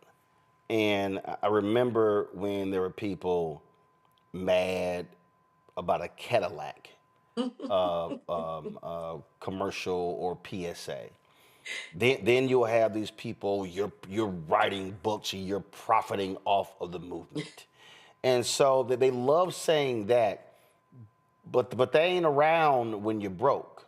They're not around. I remember being on the FaceTime with you. They're not around when the whole house, all y'all got COVID. Y'all were in Louisville. Y'all were in Louisville fighting for Breonna Taylor. You know I don't forget nothing. Y'all were in Louisville fighting for Breonna Taylor. And again, these folk, they at home. They're at home with their families. They enjoying whatever they want to do, playing their video games, playing golf, going bowling, going to parties, going to brunch, while y'all didn't move there. And then the security threats. And people who knew your identity and knew the addresses you were staying at. Now all of a sudden, y'all are scrambling because literally your lives are in danger. Absolutely. And so all these folks are chirping, not understanding when all of this stuff is happening. And that's the thing that just pisses me off. And a lot of this y'all can't talk about because you're so busy trying to bolster the spirits of a Breonna Taylor family, a Sean Bell's family, Michael. I mean, it goes on. Eric Garner's family, Michael Brown's family, and so that's the thing that just drives me crazy. And why a lot of people say, "Man, I ain't trying to put it all on the line because I'm not trying to take all that on." Absolutely, a lot of people say that, and guess what? We're okay with it. I have people tell me all the time, I love you, sis. I appreciate what you do, but I'm going to send you this $50 because I'm not going to be out there with you. And we accept it. We get that. We don't want people in our way either while we're trying to do our work. Even when I think back to the Cadillac commercial that, certainly there was a lot of controversy over it. People called up the Cadillac telling them that, I was the wrong person for the ad. I didn't do that because Cadillac called me.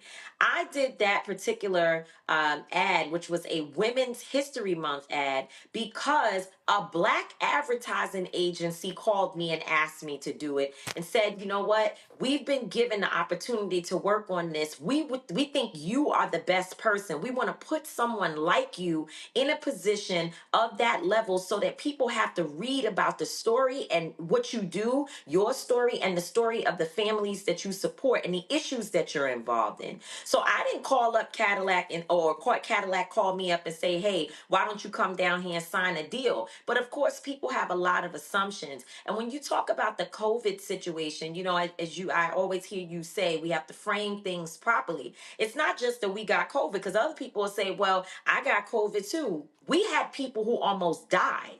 There were people who were so sick from being with us. They had health issues. And when we all caught COVID, our driver, Kevin Beatty, God rest his soul, he passed away recently. But at that time, Kevin was, you know, completely healthy. He was doing fine. He got COVID and got so sick that he was in the hospital. Another sister by the name of Toyera, the same thing happened to her. They had to airlift her. She was so sick. I mean, this is the toll. This is the sacrifice that we made. And I have pictures that I'm going to have to send you one day, so the next time I'm on, you can show them. I have pictures of Linda, Angelo, my son, and myself sitting on the side of a curve outside of a house that we rented in Kentucky, waiting to see whether the police or the white supremacists or who was going to show up, because we had all these police cars, we had helicopters, we had all types of surveillance items, drones over our home, and couldn't figure out where they were coming from. And we were worried. In the middle of the night, the whole security team said, everybody's got to get up because we don't know what's going on. These are the things that we went through. And imagine having my parents, who are elderly people, they're in their 70s, sitting at home not knowing what is going to happen to their daughter, who's saying, Mom and Dad, I'm committed. And the last thing I'll say is my mom had just had a stroke, and I left my mother in the condition that she was in, which changed her life forever, to be out there because my parents said, go and do it, but please, please, please be safe. Most of the people that I know that spend a lot of time criticizing us have never dealt with any of the things that I just mentioned, not even a portion of it. So I try my best not to really pay attention to it. I do talk about the criticism in the book and how it impacts, us, all of us, and how it leads to trauma. But at this point in my life, I'm with you. I don't really give a damn anymore, because I know that most people could not meet me in this struggle and outwork me. I think that's where we are. Either you outwork me or you shut up and get in line. When you think about, all the different cases y'all have been involved in, all the different, unfortunately, killings and things along those lines, what would you say was just the absolute hardest, mentally, spiritually, physically, to have to deal with and to carry? Because it actually is a burden to carry. Yeah, it's been many. It's been many. It's hard to really say one of them, because every single case, and as you said, we get so close to the family, we try to really be locked in, and so it's been hard. The Breonna Taylor story is one that breaks me down, and I would have to say somewhere between Trayvon and Breonna, those are two really hard stories for me that I can never get over, because neither one of them have received the justice that they deserve. And watching their mothers and fathers attempt to be so strong and to stand up to what the world wants from them, while also judging, while also crucifying, especially Breonna Taylor's family, people believing that they shouldn't have taken a settlement. They sold out. I mean, it's just so much. It's been hard, and trying to work with them. But I will say that it's not just police violence cases that keep me up at night. I think about someone like Shanquella Robinson, a young woman who was beat to death by by a group of individuals, at least one person, but it appears that more happened to her in that house in Mexico where she was on vacation with people who were supposed to be her friends. Mexico has said that they want to have at least one of those individuals to be extradited back to that country so that they can try her properly. And guess what? The American government, the US government, the federal government, and we know it's not going to happen now, has done absolutely nothing to advance that, to make sure that that family gets the justice they deserve. And then I think back to early on in my career where I helped to bury a 4-year-old boy. His name was Lloyd Christopher Lloyd Jr. Morgan, sorry, Christopher Lloyd Morgan Jr. There you go. And he was 4 years old, shot in on a playground at a memorial for someone else that had been killed. And his mother just happened to take her eyes off for 1 second. Next thing you know, they were shooting, and I had to help her find a special casket to bury her son. I will never forget that. So, and the reason why I bring those cases up is because that's not outside people. That's not the police. It's not the system. It's not the man. These are things that happen because folks that look like us took the lives of people who should have been protected. And, and I think that those are some of the situations that really keep me tossing and turning, because until we get to the point that those things don't happen at all, there is still so much work to be done. You made that point there about, which is always stunning to me, how you on the outside, not your loved one, no one you buried, you don't have to deal with any of that trauma, telling somebody else what they should and should not have taken in a settlement, when you, that is just one of the most insulting things I've ever heard. Absolutely. And it happens all the time. I mean, Tamika Palmer specifically has dealt with a lot of judgment.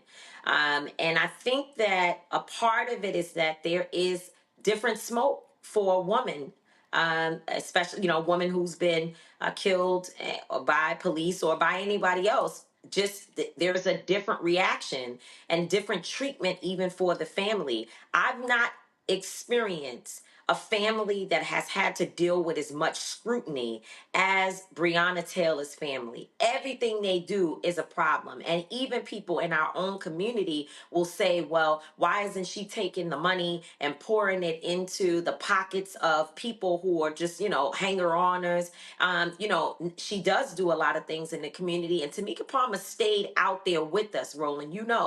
She continued to march. She's marched for other people. She shows up places and spaces, even though it might be traumatizing to her to stand with other families. She's continued to do that. But there is a real level of scrutiny and judgment that has been placed on her. And I've had to stand with her through a lot of instances where people were really trying to get in her face and tell her that the reason why she was unable to get all of the officers convicted, there has been one, but not one officer has been convicted for actually killing Breonna Taylor. Only things that happened around Breonna that evening. As she's gone through this, as she's had to stand up to it, there are folks who really will say that the reason why those convictions didn't happen is because she took a settlement. I heard one of your guests saying earlier, people don't read. They don't even know how the system works. And again, it's not a knock because people are working, folks got a lot going on. But how dare you not know and then speak on other folks' situation as if you do know and have some level of a high moral ground?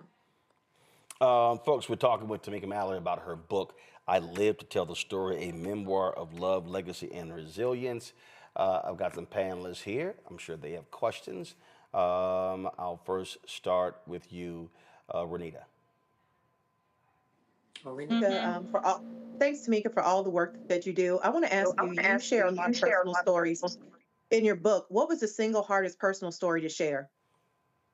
I think it was hard for me to talk about my son's father being murdered. That was a difficult area of the book to get into. One, because It opens wounds for even his family. I'm close to them, love them very much. It opens wounds for my son. And, you know, when you decide to write a book and talk about other people's lives, it's like you're trying to consider whether this is going to be healthy for them mentally or how they will feel about whatever's in there. And not to mention, I didn't just talk about the end of his life. I also talked about some of the toxicity of our relationship. And so, you know, I know that that's not an easy thing to read. And then I would say that, you know, overall throughout the book, there are moments that I describe that I know my parents didn't know anything about. And just to give you an example of the difference in the two parents that I have, my father took a while to say something to me. I gave them the book 2 weeks before it came out. I had already told them months before that it's not going to be easy to read. You're going to hear some things that you didn't know, and there's some stuff that you might have known, but it's going to be confirmed. And it's going to, you know, it's going to be difficult. And my dad didn't say anything until finally last night he said to me, you know, this was really hard for me. He said, you know, I'm telling you, and he kept saying, really, really hard. And it hurt me to see some of the things. I told a story about my fifth grade teacher asking me to sit on his lap. You know, my dad's like, want to knuckle up with the man even right now as an adult. I knew that would be hard. But to tell you about my mom, she's like, I need to get a switch to your tail right now for some of this stuff that you're talking about in this book. She like, because I told you behind not to go where you went, and I need to tear your ass up. So it's a difference in how the two of them responded. Omakongo. Thank you so much, Tamika, for your continued dedication to our community. When I think about you, I think about Dr. King when he was assassinated at the age of 39. They said he had the heart on the autopsy of a 60-year-old. And people talked about the stress of the movement. And I think about all of the stresses that you've described. What is your advice for activists who are out there daily putting their lives and their safety on the line as it relates to what they can do to take care of themselves so they continue the work that they're doing? Yeah, thank you for the question. You know, one of my favorite quotes in my book that I sat with for days before I continued to write, I read it and stopped after I got it out. And it says that I was born fighting for freedom and I will die fighting for freedom. But this time, freedom includes me. And that particular quote resonates so much with me. I didn't even know that I was coming up with this powerful quote when I wrote it. It just came out. And then I went back and I read it and I was like, wow, what does that actually mean? I have to be able to put this in practice every single day. And so I've been through so much now that I can speak to that easily because, you know, I've learned the ins and outs and I know that trouble doesn't last always. That's something that is a big message for younger activists, that when they're in the midst of these fights, it feels like the end. It feels like the end all be all and, you know, the world is going to end. But actually, it passes and there's a new struggle. There's a new fight. You have to renew yourself in the midst of all of that and never lose sight of taking care of you, making sure that you're laughing a lot. You know, I'm the twerk and work lady. I love to, when I get to a city, I don't care what city it is, I could be working on any type of case. I'm like, where's the hole in the wall? Where do I get the best food? Where's Big Mama's house? And can we get our juke on? Because that's what I'm going to do for myself. But there was a time when I thought that doing that made me look bad, you know, or that, you know, you're not supposed to be smiling and having a good time. I didn't die and I don't want to die. I don't want to die on the inside or the outside. And I have tried to maintain that no matter what people may think about it. And so, you know, trouble don't last always, and make sure that the freedom you're fighting for is a freedom that includes you as well. Kelly? Kelly? All right, Kelly froze there. I always ask book authors this, and that is, what was the wow moment for you when writing or researching this book? Was it a memory? Was it something that jumped out that even made you go, wow, I either forgot about that or, man, that blew me away? two things quick. One is I wrote an outline first because I did not believe that I had a memoir. At the time when I started this process, I was 41 years old. I'm like, I don't have a memoir in me, and I was instructed and guided through an outline that would help me to get the story together. And when I finished, I was like, oh my God, like I actually lived. I lived a life. I have a lot to offer, a lot to talk about. And I said, wow, I can actually do this. I began to believe in what others saw. The publishers knew, the editors knew, everybody knew it was there, but I didn't necessarily believe it until that outline was done. So I would say that's definitely a wow moment. But also there's this moment in the book that I talk about Cora Masters Berry, Mignon Moore, Bishop Leah Daughtry, and Melanie Campbell. If you don't know those folks, anybody listening, you should make sure you find out who they are. But they came to a hotel in Washington, D.C. I know the story. You know it, to get me out of trouble because the folks had decided they were going to push me out the Women's March. They were going to force me to go up there and resign. I mean, it was so crazy. They were trying to end my career and they were really trying to end my life. They may not have known it, but that's what they were doing because they were pushing me to a really, really dark place. And so I called Cora Berry and said to her, they told me that I need to resign and I don't know what I'm going to do. And she said, what's the address? Where are you? I gave her the address, and within an hour, she comes through the door with her quote flying. Melanie, everybody, they all came in there. They said, we want to know, first of all, and this is a lesson for the same young people that we're talking about today. They want to know, who is they?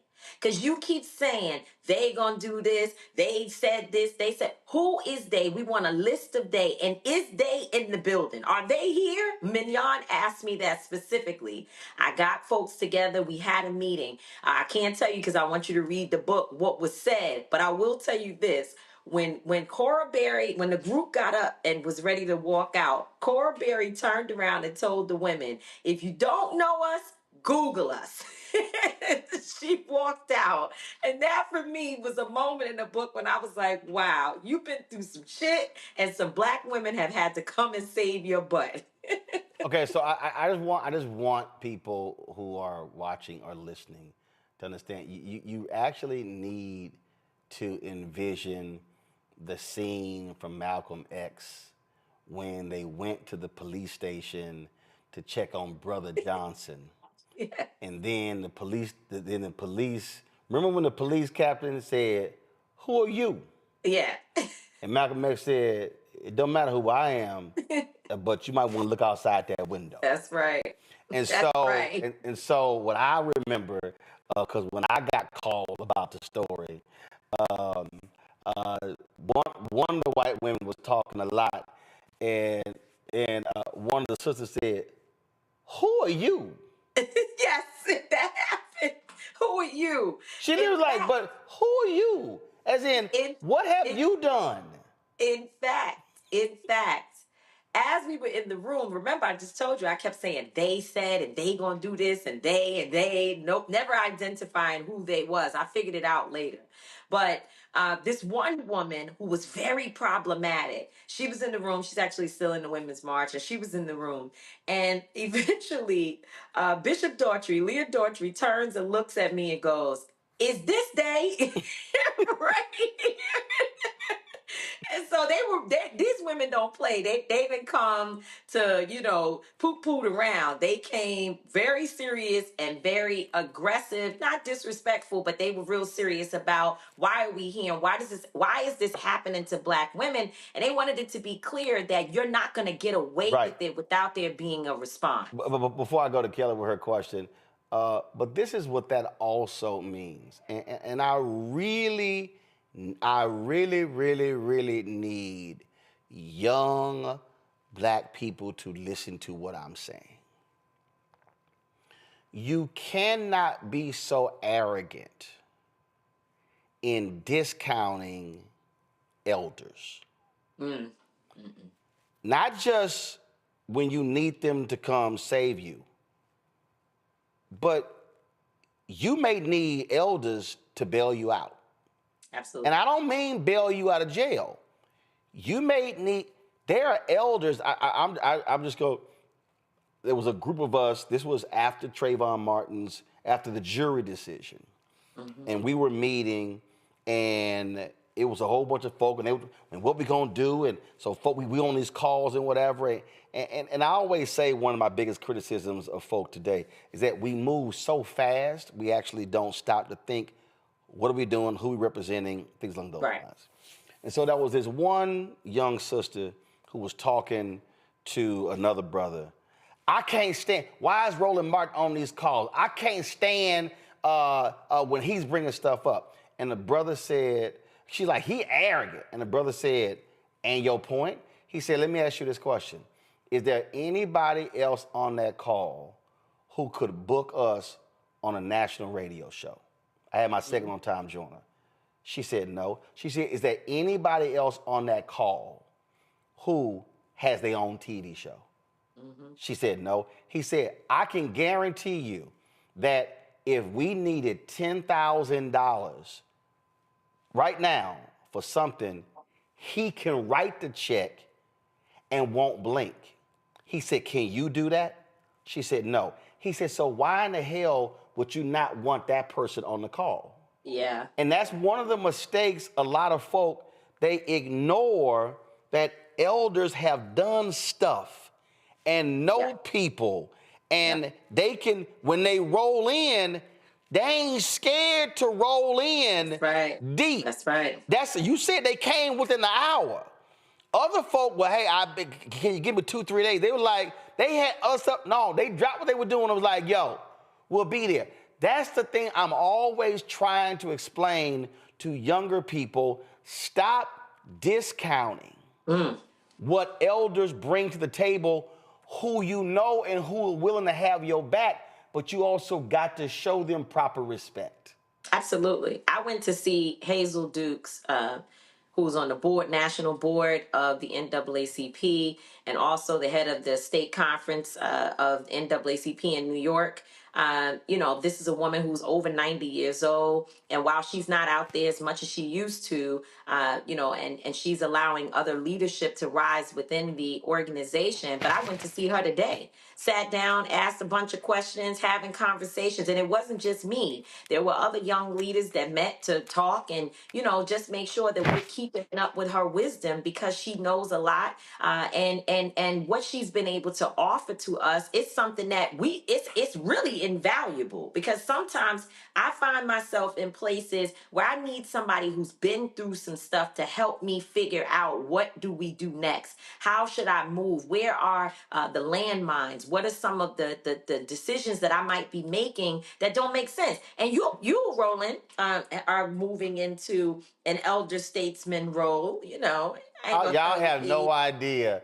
Tamika and Linda were driving to Flint, and they didn't know what the hell they were gonna do when they got to Flint. Didn't know. So my phone rings, and I'm like, yeah, what's up? They like, hey, we in the car, we going to Flint. We really don't know what we know how to do. We gonna get to Flint, and we in the car trying to figure out what to do. And I was like, okay, where y'all going? And in about 5 minutes, I was like, boom, boom, boom. Tamika was That's like, right.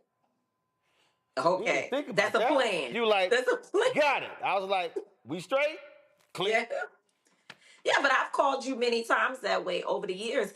And it's not that I don't have an idea at all, but sometimes you need to fine tune it. Sometimes you need some historical context also, so you can understand who fought these fights before. What should you be reading? How should you be educating yourself? And how should you be thinking about it in a broader fashion? And you are in the midst of sort of the pulse of the culture every day, listening to everybody. We don't hear everything. The algorithm doesn't allow us to hear from everybody. So to be able to tap in with somebody like you is important. And I'm grateful for your show. I'm grateful for your tenacity and the fact that you just keep this going, because without you, there were times when this last few weeks while my book tour has been going on, I've been on a lot of stuff. I've been on national TV or whatever, not anywhere near as much as they should be paying attention to me. But nonetheless, I've done everything, radio, national radio, everything you could think of.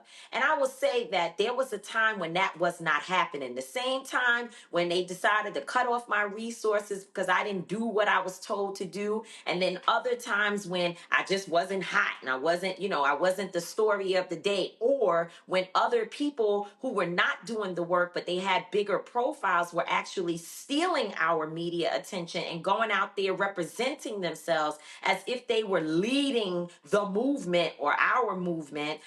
We didn't have anywhere to go. But you, Roland Martin Unfiltered, and everywhere, when you were on TV One, Radio One, everywhere, we've always been able to call you to help us get our message out. So I'll call you and say, Roland, you being, too mean, and you gotta talk different to people. Folk feelings is hurt. They don't like it. I be like, but tell them suck it up. Well, sometimes you listen a little bit, but I do call you up and say, hey, Ro, this is how I feel or whatever, or we disagree. But at the end of the day, your importance in our work and in our movement, it can't be underscored enough. Kelly. Hi. Apologies for the technical difficulties, but I've seen you speak. I've been in rooms with you, and I just admire you greatly. So the honor is it's an honor to speak with you. But regarding your work now, right? Everybody's been talking about the 92% and how, we did our job. We did our job. We consistently go above and beyond every single time, and it didn't work out this time yet again. So in your opinion, this movement of rest, so to speak, I'm sure you've heard, 92% we did what we do, let them deal with it. Obviously, that is not the path you are going, right? So how do you reconcile the need to rest with the call to keep going? And when you do keep going, do you still go above and beyond? Like, is the plan to go above and beyond consistently, or is it to keep doing what you're doing and just hoping that something sticks? No, well, I'm glad you asked that, because I don't think enough conversation is being had about this idea of resting and how long we're going to rest and what will be at stake as a result of folks just kind of withdrawing. First of all, nothing that's happening in this moment is normal. And that's something that we have to keep at the forefront of the conversation, because when people start to move away and turn the TV on and focus on other things, what happens is the moment becomes normalized. And then more people begin to sort of slip into a complacency and even a feeling of defeat because they don't see people around fighting. I don't think we can stay in that posture for long. I also respect and honor your work and know exactly what you do and how hard you're out there trying to spread a powerful message and keep people aware. It's not easy to do that, and I get that people do need rest. And certainly, I turned off some of the things because I was in everything. As you know, I'm arguing everywhere, and it's just some of it. I just felt like I need a moment. I need a moment. I've done it. I've been in it. I'm going to continue to be in it, but I need a moment. However, where we're sitting in this time, my granddaughter is 2 years old. Whatever happens in this moment will impact her life for the rest of her life. I'll be dead and gone, and she will still be here dealing with the results of people who were tired or angry, you frustrated with this community and that community. And a lot of the things that we're upset about, we need to be careful because we're saying people voted this way and that way. And the media may be showing you a little bit of it, but if you really look into the numbers, it's not all as if it is being made to appear in some of our spaces. And so while we're pointing fingers everywhere, what we're finding out is that we're all going to F around and find out at the same time. And I am not going to be one of those folks that sits back and watch things happen to me. That's not going to happen. So I am actively engaged in the boycott movement because, as I said, I think people are looking for what can they do right now? How can they show that this particular moment is is harmful, it's disrespectful, and our money speaks for us. And so I'm involved in that. But the midterm elections are coming, and that's going to be our first chance to really respond to all of this. If we sit and wait for fire drill organizing again until 7 months or 6 months beforehand, even 3 months beforehand, then we didn't get it. We didn't get the lessons, and we can't do that. People need to be gearing up to run for office. We need to be raising money for folks in the basement of our houses, having kitchen meetings where we are putting a pool together to help folks to get out there and get their message out there so that we can create some balance. You can't do that in 6 months or 5 months before an election. That stuff starts right now, and certainly until freedom is going to be at the forefront of it, because our lives, my granddaughter's life literally depends on it. And Kelly, what I also understand this here, I mean, what you actually expressed, I mean, Tamika, in one of our calls, expressed the exact same thing. And I was like, mm-mm. And we had a conversation, and I might send stuff, I might send somebody's speech, I might send a book or whatever. But this is also why it's important to have other folk who you can call, who frankly, when you hit, Dr. King, when he hit those moments, he used to pick up the phone and call Mahalia Jackson. Yeah. Yeah. When he was like low, he would just, Mahalia sing whatever. So we have to have people who will actually pour into us when we've been emptied by other people. Yeah. And that's critically important. And it's also important how we use our resources. I'm gonna tell you this last story because this was at the conclusion of the 20th anniversary of the Million Man March. And so I forgot the title. To me, your title was, you were the what was that? I forgot. I was a co-organizer. Yeah. Co-chair, I think. I was co-chair. And so you spoke that day. So I interviewed Tamika, Linda, and Carmen. And the interview was done. I was like, listen, enough of this other stuff. It's y'all time. I said, let me be real clear. Every platform I got, I'm putting y'all on. But when I call, know what you're talking about. I said, but also the answer better be yes. I said I might call you 5 minutes before I go live on Tom Joyner. Pick that phone up and be ready. Yeah. And the point there is, when you recognize what people are doing, you have to use platforms. I mean, John H. Johnson elevated Dr. King in Ebony and Jet. That's right. But what I was saying to them was, be ready. Ready. Always be ready, because you don't know when the moment might come again. And so that's always important. So I appreciate that, Roland, that story, but I don't want people to miss what you're saying. I called you and said, you got to give me something because I don't think I can make it. Yeah. You were like, I'm ready to back out of this thing. I can't take it. I don't feel good. I feel defeated. I don't feel like I worked hard enough. And you helped me. You sent me a bunch of stuff. I read. I started getting. I didn't sing to you. I ain't sing like Mahalia. But then you had the audacity about an hour later to send me something and say, "Oh, and you need to work out." I'm like, "Oh, so am I fat? Is that what you're saying?" Also. But I explained what I explained is, when I'm on that treadmill, I'm not taking phone calls. I'm not responding to texts. I'm thinking. Yeah. I'm thinking. So what I said, my deal is, you need to have that space where you cut everybody out and you're thinking and you're just, and that's just so critically important, because we do have to be in mental shape, physical shape for the battle that we are approaching. So for everybody who's watching and listening, that's the kind of relationship that we have. I ain't got no problem saying it. She ain't got no problem saying it. But that's the highest it's supposed to be. So Tamika, I appreciate you dearly. Love you. The book is called "I Live to Tell the Story: A Memoir of Love, Legacy, and Resilience." And all y'all people, look, y'all, it ain't hard, okay? It's 281 pages. Well, I'll throw in the epilogue, so hold on. It's So, 290. 290. 290. Ain't that hard? Okay. All right. So you can read the book. You're on a book tour. Where you going next? And where can people go look up dates? Y'all, that graphic too damn small. Can't nobody see that. Yeah, it's okay.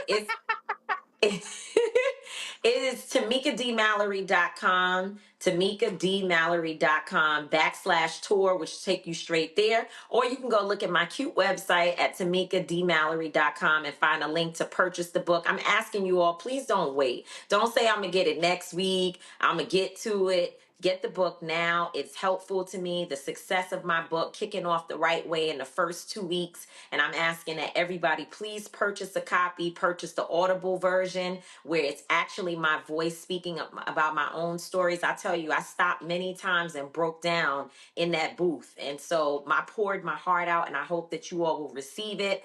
So, they have CDs out there, everything that you could think of about this book. It has been done well, and I would appreciate your support. So TamikaDMallory.com to learn about the tour. I'm all over. I'm in Washington, D.C. tomorrow night. April Ryan and Cora Masters-Berry will be talking to me about all those little moments that they know about from the Women's March. And so I'll be at Politics and Prose. And then the next night I'm in Tulsa, Oklahoma. And the next night I'm in New Orleans. And then on Saturday I'm in Jacksonville, Mississippi. And then back in Atlanta on Sunday. So every day there's something happening. TamikaDMallory.com. You can check in, get with me, see me on the road. I love to meet new people. So I'm excited, and thank y'all so much for supporting the book. All right, Tamika, I appreciate it. Thanks a bunch. Thanks. Bye, everybody. Folks, that is it for us. We have some other stories we're going to talk about. Reverend Barber is going to be joining us later this week. See the scheduling issues, so we're going to definitely chat with him tomorrow. Y'all don't want to miss what I'm going to break down. Y'all don't. I'm telling y'all, I'm about to, trust me, y'all want to hear this conversation the Reverend Barber and I are going to have tomorrow about what Trump and Elon Musk is doing, and it's no different. It is the Redeemers Movement 2.0. So if you're listening or watching, just Google the Redeemers Movement, and we're going to walk y'all through this thing so you can understand what's going on right now in this country. Kelly, Renita, and Omakongo, I appreciate y'all being on today's show. Thank you so very much. Thank you very much. Folks, your support is critical for the work that we do. I got stopped by a ton of people in San Francisco. People who, I'm talking about ball players, retired ball players, families, others. Andre Iguodala's parents, dad watches, mom watches. He wanted a photo. He told his wife, no, send his $50 right now. He said, no, we're going to send $100. He's like, that made me, I had to wait to take the picture, open my Cash App, show them the Cash App, my personal one, because they were like, listen, Cash App. They were like, yo, we supporting what you're doing. And I want people who are watching, and y'all are on YouTube, y'all should be, we got 1,700 likes. We should easily be over 2,000. So y'all hurry the hell up, hit that damn button, okay? And I'm telling, I cannot tell y'all, I got stopped on the streets, the people who were attending All-Star, the people, brothers who were playing drums on the street. They were like, man, I saw this clip, I saw this, man, what you doing is important. But let me say it again. It's not just me. It's our staff. It's the people who work on the show. It's the other shows that we have. We're trying to build something here because y'all have heard me say this 1,000 times. It's a ton of entertainment out here. It's a ton of sports out here. It's a ton of stuff. And I told somebody also Saturday night, there's a reason why y'all don't see me doing entertainment stuff. I said, because somebody has to be focused on news. And then we start looking at what's happening out here. I'm telling y'all, you ain't got black media who's doing the kind of work that we do. I don't mean just a show. I'm talking about the interviews that we do, the experts that we're bringing on. Some days, y'all, we're going to have 2, 3, 4, 5 guests. You're not seeing that much black content. I have a plan that goes way beyond that, a plan to truly build this up. For us to completely change blackstarnetwork.com. I'm meeting with some folks in Los Angeles on Thursday regarding that. We're talking about staff writers. We're talking about literally building this up because we are in an information drought. People are walking around every day saying, man, I don't know what's going on. That cannot happen. We need to have folk 18 to 50 watching and learning. We need to have shows that appeal to a variety of demographics, because y'all have heard me say for years that black people will rue the day when we do not have a strong black-owned media. And the concern that I have, what I'm seeing, is that I'm seeing black-owned media. We are writing about hair, we're writing about beauty, but when it comes to news and issues, we are aggregating, and you just heard Tamika talk about it. It actually happened. 2 black-owned media outlets rewrote a story from the Washington Post that was wrong, slapped their byline on it, and people thought it was factual. I personally called the CEO and said, take this down because the story is wrong. And that is happening in too much in Black America. Essence should be doing stories every day talking about the impact of Donald Trump's policies on black women. Black Enterprise should have tons of stories talking about the economic impact of these policies on black America. We should be saying the same thing from Ebony. Hey, I'm all down with the fashion, the cover shoot of Megan Good. That's fine. But also do what John H. Johnson did, where there was substance in the magazine in addition to what was on that cover. That needs to be the case in all of black-owned media, but unfortunately it's not. So here's the whole deal. We're not waiting for other folk to finally figure it out. We're focused on moving ahead and doing the work. So your support is absolutely critical. The goal is to get 20,000 of our supporters contributing on average $50 each a year. That's $1 million. That is critically important with the money that we make on YouTube, the money from third-party advertisers, for us to be able to do the things that we need to do. I've already told you, I want to launch 2 other shows. I want another daily show. I want a weekly business show. We want to be able to create the new content, but it's not going to happen if we don't support. It's critically important that you stand with us.